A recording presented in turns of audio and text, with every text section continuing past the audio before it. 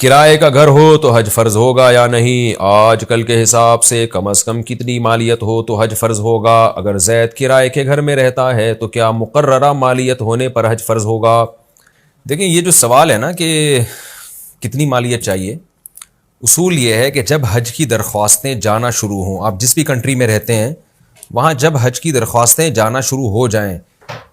تو اس وقت یہ دیکھا جائے گا کہ آپ کے استعمال میں جو چیزیں ہیں ان سے ہٹ کے اگر آپ کے پاس اتنے پیسے ہیں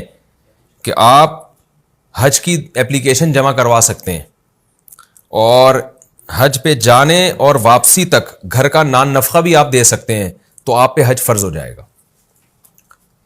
تو یہ جو ہے کہ کرائے کا گھر ہو یا ذاتی گھر ہو اس سے کوئی فرق نہیں پڑتا، آپ کا کروڑوں روپے کا ذاتی گھر ہے مگر استعمال میں ہے تو اس پہ کچھ بھی فرض نہیں ہے۔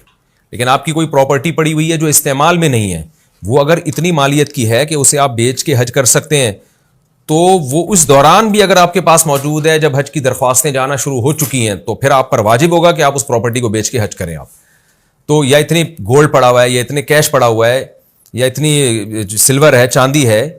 یا ضرورت سے زائد سامان ہے، تو 5 چیزیں دیکھی جاتی ہیں یہاں بھی، جیسے نارملی 5 چیزیں یہ نصاب میں چلتی ہیں، تو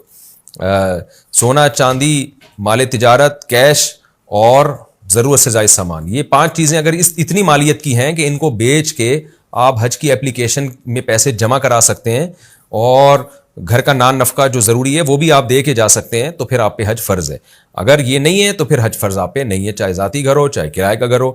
تو اس سے کوئی فرق نہیں پڑتا۔